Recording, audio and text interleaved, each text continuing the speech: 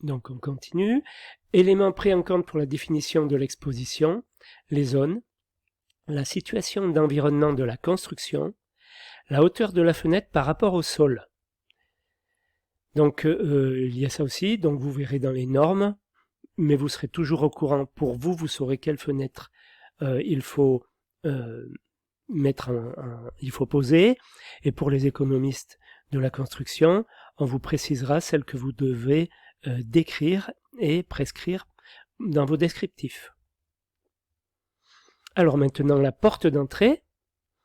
Donc, fonction et qualité d'une porte d'entrée, signaler l'entrée du logement, le lieu d'accueil, être esthétique, bien s'intégrer à l'architecture du bâtiment, être fonctionnel, sens d'ouverture, facilité de manœuvre, vue sur l'extérieur, être bien adapté au climat, on met une porte pleine ou une porte vitrée, une porte isolante, le cas échéant, et puis à l'orientation de la façade. On va on va choisir la porte d'entrée en fonction des intempéries, de l'exposition au vent et de l'exposition au bruit, par exemple. Garantir la protection du logement, ça est donc un ouvrage de sécurité, la porte d'entrée. Alors, les fermetures.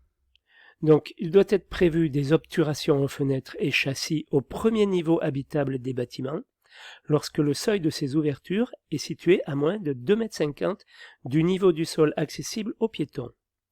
Sont considérés comme fermetures tous les ouvrages qui protègent des intrusions des baies et des ouvertures.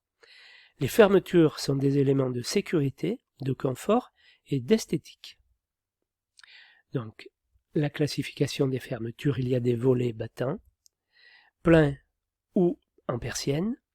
Ce sont des vantaux rigides pivotant autour d'un axe vertical. Il y a des volets coulissants. Ce sont des vantaux rigides coulissant entre un rail haut et un rail bas. Des persiennes. Ce sont des panneaux articulés de petites dimensions qui se replient sur eux-mêmes par rotation autour d'axes verticaux. Des jalousies. Ce sont des lames articulées qui se replient en accordéon dans la largeur des tableaux ou sur la hauteur, comme sur l'illustration. Ces lames sont guidées à travers des rails hauts et bas.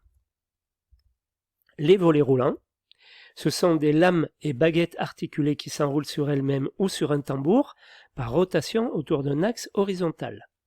Voilà ce que j'avais à vous dire dans un premier temps sur les menuiseries extérieures.